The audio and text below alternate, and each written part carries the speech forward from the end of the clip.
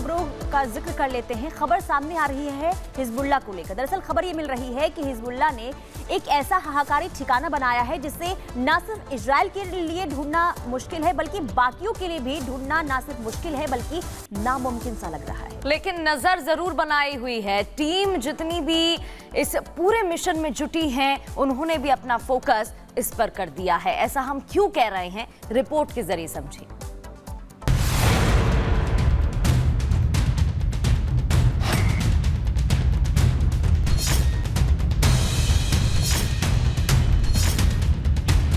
ये हिजबुल्लाह का तहखाना है।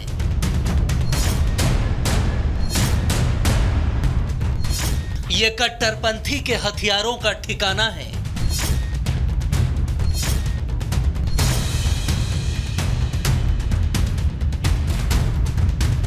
दुनिया जो देखना चाहती थी उस राज से रिपब्लिक भारत पर्दा उठा रहा है, क्योंकि आपकी टीवी स्क्रीन पर दिख रही ये बारूदी सुरंग कई देशों की नाक में दम करने वाले हिजबुल्लाह का वो तहखाना है जहां उसने अपने खतरनाक हथियारों का जखीरा छिपा कर रखा है। हथियारों की नुमाइश को अक्सर बेताब रहने वाला Hezbollah chief Nasrallah Hamas chief हानिये की मौत के बाद से बौखलाया हुआ है। ऐसे में चरमपंथी संगठन हिजबुल्लाह ने यह वीडियो जारी किया जिसकी शुरुआत में एक बड़ी सुरंग दिख रही है जिसमें बाइक सवार हिजबुल्लाह के लड़ाके आते हैं और आगे चलते जाते हैं। इन लड़ाकों के पीछे मिसाइल लॉन्चर से लैस ट्रक हैं। इस हाईटेक सुरंग में लाइटें लगी हैं जिसमें दिखाई दे रहा है कैसे एक के बाद एक ट्रक गुजरते जाते हैं। मुख्य सुरंग से जुड़ी कई दूसरी सुरंगें भी दिखाई देती हैं। ट्रक एक जगह रुकता है जो जमीन के ऊपर खुलती हुई सुरंग है। यहां लॉन्चर तैयार होकर जमीन के बाहर की ओर निकलते हैं।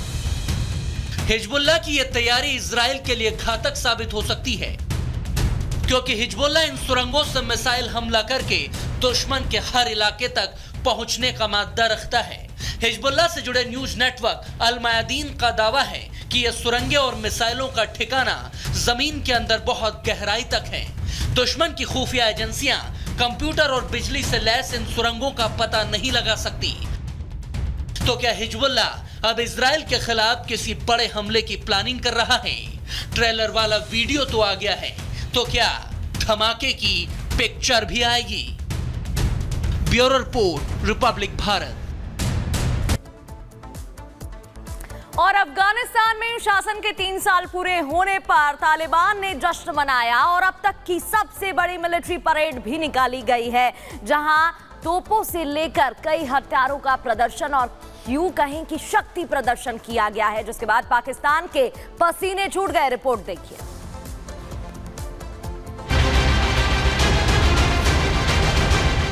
धरती पर दहाड़ते टैंक, आसमान में गरजते हेलीकॉप्टर और कदमताल करते जवान, ये उस तालिबान की ताकत का शक्ति प्रदर्शन है जिसे दुनिया आतंकी गुट मानती है, जो अफगानिस्तान की सत्ता पर काबिज होकर अपने हथियारों की नुमाइश कर रहा है। क्योंकि अफगान में तालिबान ने अपनी सरकार बनाने के 3 साल पूरे कर लिए हैं। इस दौरान उसने अब तक की सबसे बड़ी मिलिट्री परेड निकाली।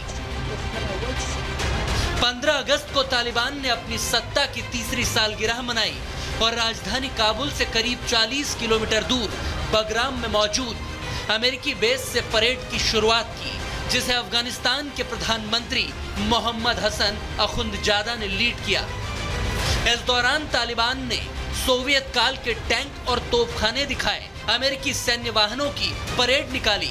तालिबानी लड़ाके बाइक पर गन मशीन लेकर निकले और फाइटर जेट और हेलीकॉप्टरों की भी आसमान में नुमाइश की। यानी तालिबान ने अपनी ताकत दिखाने के लिए वो सब कुछ दिखाया जो पहले से अफगान के पास था या फिर अमेरिका छोड़कर गया था। जिस बगराम में ये मिलिट्री परेड निकाली, वहां तालिबान के आने से पहले अमेरिका का सैन्य ठिकाना हुआ करता था, जहां अमेरिका ने कई तालिबानियों को गिरफ्तार करके रखा था। और वहीं पर अब 3रे साल अपनी ताकत तालिबान दिखा रहा है। तालिबान की इस परेड में चीन और ईरान के डिप्लोमेट भी मौजूद रहे, जबकि भारत और अमेरिका समेत ज्यादातर देशों ने तालिबानी सत्ता को अब तक मान्यता नहीं दी है, क्योंकि हथियारों के दम पर कट्टरपंथी शासन तो कर रहे हैं, मगर महिलाओं पर अत्याचार भी किसी से छिपा नहीं है। Bureau report, republic Bharat.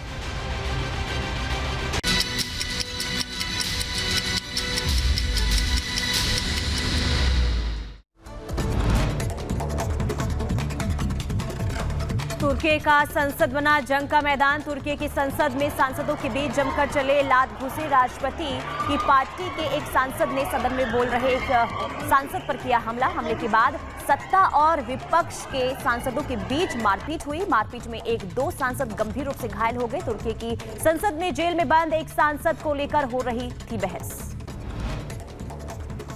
इधर दोहा में पिछले 48 घंटों में संयुक्त राज्य अमेरिका, मिस्र और कतर ने युद्ध विराम और बंधकों की रिहाई को लेकर बातचीत की है। अमेरिकी राष्ट्रपति जो बाइडेन ने ट्वीट कर जानकारी साझा की। बाइडेन ने कहा कि एक ऐसा रास्ता तय किया गया है जो लोगों की जान बचाएगा, गाजा के लोगों को राहत पहुंचाएगा और क्षेत्रीय तनाव को कम करेगा। तुर्की के इज़मिर प्रांत में जंगल में भीषण आग लग गई है और आपको बता दें कि आग आवासीय इलाकों तक पहुंची और गर्म हवाओं के कारण आग बुझाने में काफी बाधा आई। नेपाल में बाढ़ बारिश के कहर ने मुसीबतें बढ़ा दी हैं। नेपाल के खुमुर क्षेत्र में गांव पर बाढ़ का खतरा मंडरा रहा है। नेपाल के एवरेस्ट क्षेत्र में थेंगबो ग्लेशियर झील का तटबंध टूटने से अब लोगों को परेशानी का सामना करना पड़ रहा है। वहीं स्पेन में बाढ़ बारिश ने लोगों की मुसीबतें बढ़ा दी है। स्पेन में डाना तूफान के कारण कई इलाकों में बाढ़ का कहर देखने को मिल रहा है। कई शहरों में घुसा नदियों का पानी। स्पेन के बेलियरिक द्वीप समूह के मेनोरोका में तूफान के कारण काफी तबाही मची है। फ्रांस के दक्षिणी हिस्से में एयर शो के दौरान एक विमान दुर्घटनाग्रस्त हो गया। घटना में विमान के पायलट की मौत।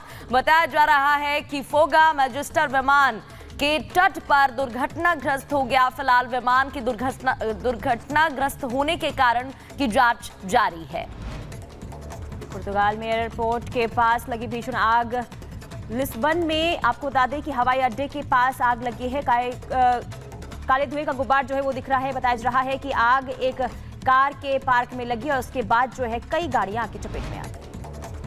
यूक्रेन और रूस के बीच जारी जंग को लेकर राष्ट्रपति जेलेंस्की ने बड़ा दावा किया। कहा रूस ने कुर्स्क में घुसपैठ से अधिकतम नुकसान की जानकारी दी है। जेलेंस्की ने रूसी कुर्स्क क्षेत्र में अपनी सेना की उपलब्धियां और पिछले सप्ताह शुरू किए गए सीमा पार अभियान में रूसी क्षमताओं की जानकारी और नुकसान की सराहना की है।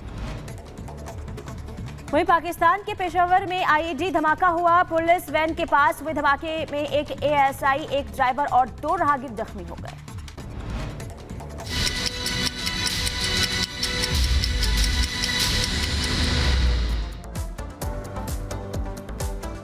और देश दुनिया की लगातार खबरें जारी रहेंगी। रुक रहे हैं छोटे से ब्रेक के लिए, फौरन हाजिर हों।